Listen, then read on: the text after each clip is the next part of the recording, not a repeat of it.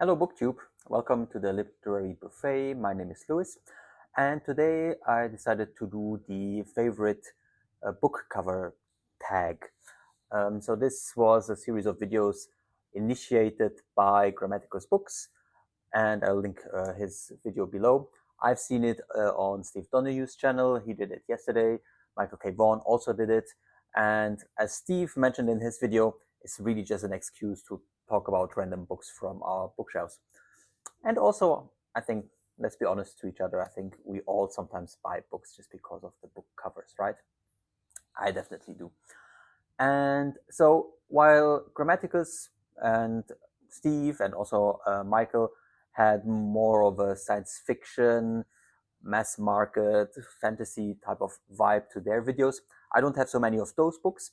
So I decided to just reappropriate the tag and just do kind of like roughly 20 of my favorite or striking book covers that I have in my collection. So without further ado, let's get started. The first one I have here is Chronicle of a Blood Merchant by Yu Hua.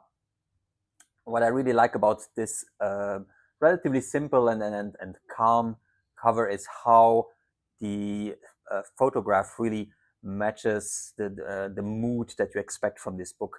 So Chronicle of a Blood Merchant, you expect like to see almost this bowl, tea bowl, to have blood in it. You have the shadows that are, clouding or hiding the cup. And so I really think that this photograph matches very well the title of the book, also the red color that has been used in this lower part of the cover. So this is simple but quite effective book cover. Then for something completely different, this is a book by Dag Solstad. It's a Norwegian author. This is the German translation. I think in English it has been translated into something like Shyness and Dignity, apparently. And I don't really know what it is about. I just saw somewhere this green book with a floating black umbrella and the shadow of the umbrella, and I said like, oh wow, this is quite striking. So sometimes, simplicity wins, and you just need to have like one element, one striking color, and it makes a striking cover. This is a naked hardcover. It's actually quite frequent in Germany to find naked hardcovers, either this small size or also in bigger sizes. Seems to be less common in the US or in the UK, but I really like actually these naked hardcovers. So anyway, then we have another Chinese author. This is actually a book that I believe came out earlier this year and that I read in the spring. It's from Lianke, and it's called Heart Sutra. I think what's especially striking here is this painting that has been used as the main image in the cover. This lady with the sun, with the glasses, and then this city reflected in the sunglasses. The book itself was also quite good. I might talk in some other video about it. It's kind of like a biting satire about China, as is a lot of contemporary Chinese literature. So on the one hand, you feel it's a bit frivolous, and then you wonder like what it's about, and then it becomes quite tough. Then another very colorful cover, and I admit this one, I mostly bought it because of the cover. It's by Richardas Gavelis, and it's called Vilnius Poker. It's quite psychedelic. I almost imagine that this is not the kind of cover that Steve Donohue likes, but who knows, maybe I'm wrong. It's quite a chunker. It's actually a Lithuanian novel, so I don't really know a lot about it, except that it's an hymn to liberty, whatever that means. Then something completely different. This is Ovid's The Poems of Exile. And what I like about this one here is that this striking, again, photograph or image about these branches, these naked branches of the trees, just evoke this idea of exile. As you may know, Ovid was, or he fell in disgrace with the Emperor Augustus, and even though he was the most celebrated poet, or one of the most celebrated poets of his generation, the Emperor Augustus sent him to the far-flung edges of the empire, so to what's now, I believe, Romania, so on the delta of the Danube, around that part.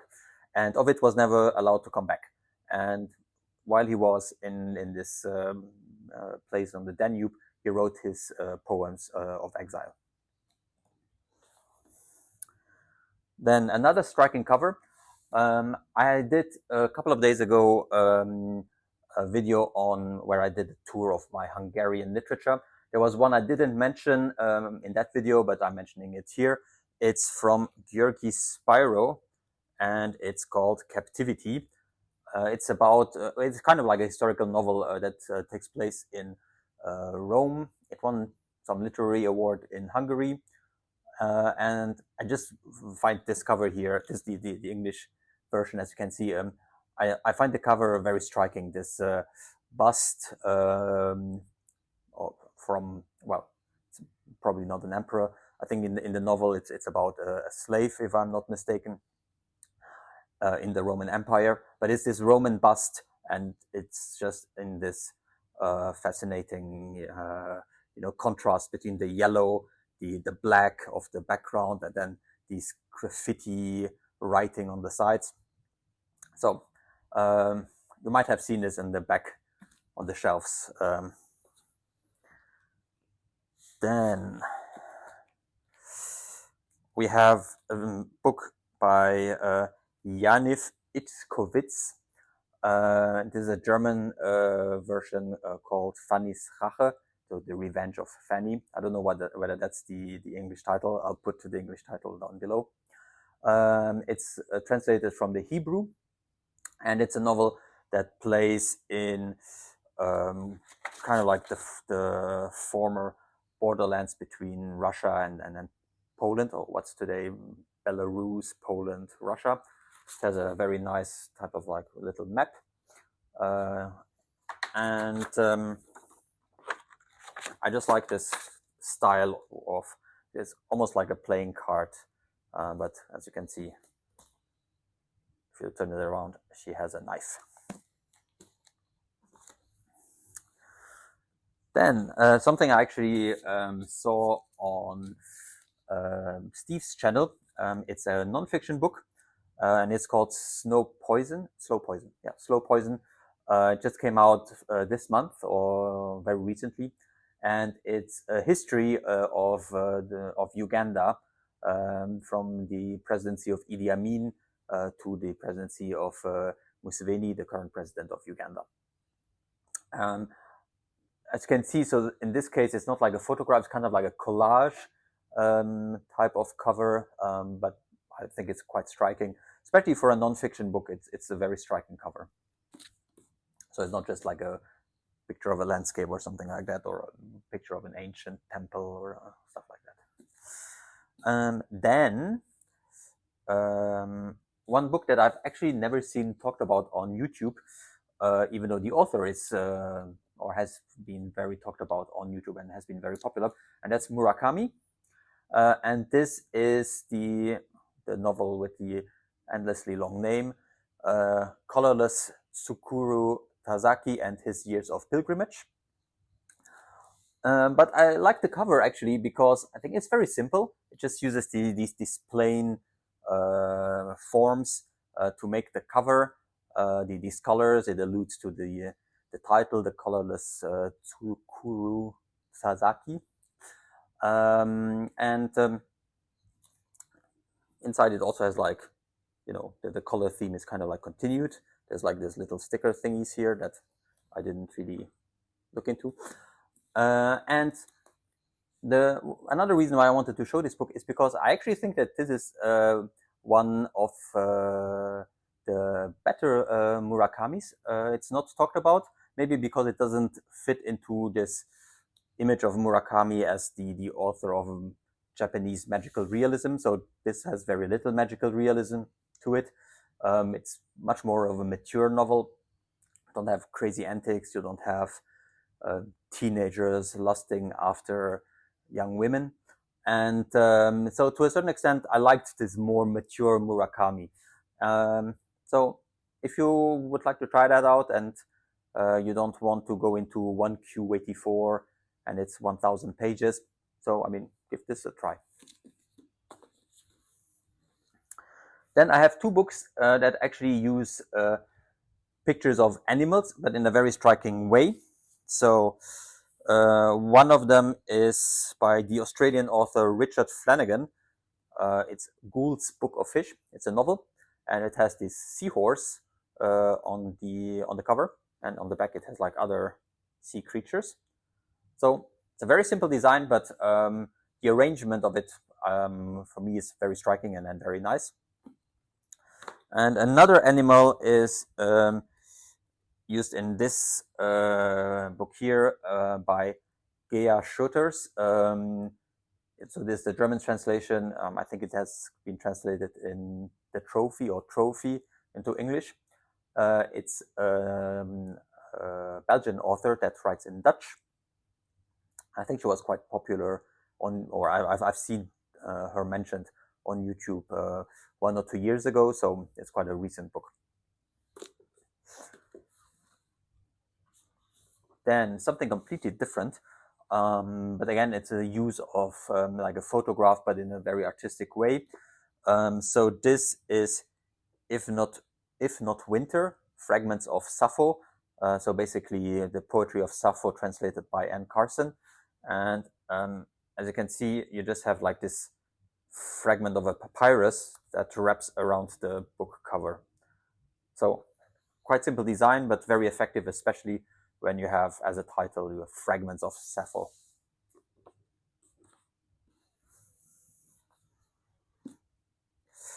Then a completely different style. This is a book that was also published this year. It's by Balu Girma, and it's called Orome. This novel was originally written in Ethiopian. Well, actually in let's check which Ethiopian language, because obviously there are more than one. Yeah, in Amharic. So this was originally written in Amharic, one of the Ethiopian languages, and it was written during the dictatorship in the 1980s, the communist regime called the Derg, and the author Balu Girma disappeared soon after publication and never reappeared, so it's presumed dead. And I think this novel was unavailable in English until, or out of print until recently. And kudos to, what's the imprint here? MacLehose for having made it available again and in this very striking cover. I think in general it's very difficult to actually come across African writers that write originally in a non-Western language, so in the local language. So most African writers that you come across, at least here, have written in English, French, or Portuguese. So coming across an Amharic novel is actually quite rare, and I look forward to getting to it at some point. Then a novel that I read 2 or 3 years ago and that I found really striking is by Thanasis Valtinos, and it's called Orto Costa. And the cover of this one is also quite striking. On the one hand, you feel like it's one of these ancient tiles of frescoes, but if you look a bit more closely, you see it's soldiers actually. And this novel, it's a Greek novel, published in the, I think, 1980s or 1990s. It was very controversial when it was released in Greece because it tackles the episode at the end of the Second World War when the Nazis were retreating from Greece and you had different factions fighting each other to take power in this vacuum that was emerging as the Germans retreated. And the on the one hand, you had communist militias that were vying for power, and on the other hand, you had right-wing militias, and the two factions kind of like kept fighting each other more or less openly until the Greek Civil War that happened a few years later. The book was controversial in that sense that it actually portrays like a massacre or some destruction and misdeeds by the communist militias in a certain region of Greece where the author actually comes from. And this was viewed as blasphemous when it was published, because these communist militias were viewed as, the actual liberators of Greece after the Nazi occupation. And the book posits that, well, it was not as clear cut as, the communists were the good guys, the right-wing militias were the bad guys. Probably all were bad guys to a more or less extent, or good guys and bad guys. So anyway, the cool thing about this novel is not just this weird episode of Greek history that I think outside of Greece nobody knows about, but also that it's written in a very interesting way, a very interesting structure. So each chapter is like a retelling or an interview by an unnamed person. Each chapter is written by a different person, or the memories of a different person, and you don't know who that person is, but you kind of like can piece together the whole story that it's telling via these various interviews. And you soon notice that some interviews talk about some people that then later on in the book also have their own interviews. So you have this jigsaw of impressions of what happened in this episode in this region of Greece.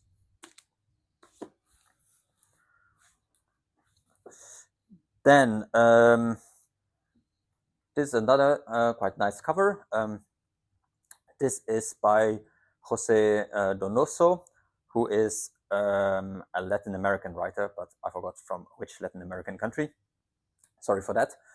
The book is called The Obscene Bird of Night. I've seen other booktubers speak about it, so I think it has a certain reputation already. I haven't read it yet, but the cover is kind of like also a collage of different pieces, and I quite like it. It's by, I think, New Directions is the publisher of this. Yes, New Directions. Then something very different. This is a series of books in Portuguese, and I found them in this summer when I went back to Portugal on holidays, and they have quite a striking way of designing their books. This is a series they did on the oeuvre of Fernando Pessoa, the famous author of the Book of Disquiet, but in Portugal he's even more famous for his poetry. And they did all of his books, or everything that he published, in a series of little books like this that all look more or less the same, and with an specially designed cover. So this is Faust, which is fragments of when Pessoa attempted to write a play or like an epic on the Faust mythos. He never finished it, so that's why you just have fragments after fragments that together make a book of fragments. But they also have, and here are a few others. So this is one part of his poetry, so the poetry that he wrote as or under the pseudonym, or as he called it, the heteronym, Ricardo Reis. And then another book of poetry that he wrote as Alberto Queiro. And you can see they all have the same style. But what is really cool about this publisher, the publisher is called Tinta da China, is that not only do they have these striking covers, they have like these rounded edges, The typography inside is very nice and striking. But also, for each book, you actually get a bookmark that matches the cover. So, and that's just amazing. So this is the one that fits Faust. And then here you can see the one that matches this book. And here you have, give me a second, the one that matches this book. And they did it, I think all the books that I have, so I bought like a whole bunch of books from this publisher when I was on holidays. And all of their books actually have a custom-made bookmark for that book that matches the cover. So I think that's a really neat idea. I think it's something that other publishers should emulate and copy, because having a bookmark that just fits the cover of the book is just really amazing. And in the end, I mean, it's just a piece of paper. You know, how expensive can it be to just produce these bookmarks? So that was a little Portuguese interlude. And now the next book I want to show you is, I think you can also do book covers very nicely just with pure typography. So without actually having pictures or the psychedelic colors or anything, just very simple typography, letters, and still making extremely striking. And the example I have here is the German version of Antonio Scurati's book M, Son of the Century. So it's a novel about the early days of Mussolini, as you know, between him being a journalist in Milan and him taking power. And as you can see, it's just basically the letter M in gigantic font, basically. And on the side, it looks like this. And I think the American version is a bit different. So it still has like the gigantic M, but it has a picture of Mussolini somehow in the background. But I feel this is like almost even more striking. It's just this giant M of Mussolini. And so the English version you get is only like part 1 of the series. I'm not sure whether the other parts have already been translated to English, but they have been translated to German. And so in German, after this one, Son of the Century, you get the Man of Providence, which is the same style, just a white M on black. And then you get The Last Days of Europe, which you can see what that references to, but still with the M, and in red. And then you have The Book of War, which is in gray and with a giant M. So you can do a quite effective book cover just purely with letters. And as another example of that, in something completely different, is this book here, which is the full poetry, the complete haiku of Matsuo Basho. Basho is the great Japanese poet, one of the famous poets of haiku. And this basically just has calligraphy as the design element. And then on the back, you have more calligraphy. You have the title only on the spine. So this is actually a naked hardcover by an English publisher, or by an Anglo-Saxon publisher. Let's see where it's actually from. Just give me a second. This is published by the University of California Press. And you can see here, I'm not sure actually whether you can see it, but there's more calligraphy that's kind of like embossed here in some kind of shiny letters. So again, you don't need necessarily a picture, just a striking way of featuring words can also be very effective. Staying in Japan, I mean, you have quite a few very striking Japanese books. I think I've shown the Tale of Genji already in another video, but this time I wanted to show you another one, and this is the Tale of the Heike, or the Heike Monogatari, which was written 1 or 2 centuries after the Tale of Genji, This one doesn't have a named author, so it was transmitted by bards, and it's also much more of a fighting type of book. So it's not court life; it's the life of the warriors. It basically talks about the civil war that you had at the end of the Heian period. And if you take away the little dust slipcase, it looks like this. So again, very simple, just some calligraphy, and it still looks striking.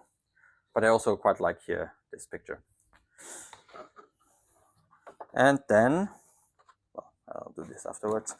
Last but not least, I think sometimes you have books or book covers that you just like because they evoke some personal memory, some personal thing that that touch you personally, and that's the case here with this anthology of Portuguese poetry, which is a gigantic thing. But I really wanted to have an anthology of Portuguese poetry. So as you might guess, I'm Portuguese. And so it's kind of like 2,000 pages of Portuguese poetry. But what I really like about this book is very simple. It's just a photograph. You just have like this little parenthesis here as a style element, and the photograph wraps around. And the reason why it has a personal meaning for me is because my own family in Portugal comes from a region that looks a little bit like this as well. So it's more in the mountains. I think when people think of Portugal, they always think about the coast or about Lisbon.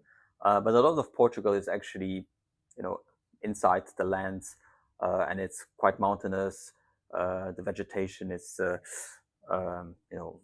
quite dry. You have like just pine trees or heather and things like that. And so I just saw this cover when I was looking for a Portuguese poetry anthology, and I felt I had to have it just because it reminded me of where my family comes from. So that was it. I'm aware that not all of these books might be of interest or available to you, especially if you're watching from America or the UK or another English-speaking country. But anyway, I wanted to show you some of the style of books that you might also find in other countries. And so hope at least it was entertaining in that sense. Thanks a lot, and see you in the next video. Bye, BookTube.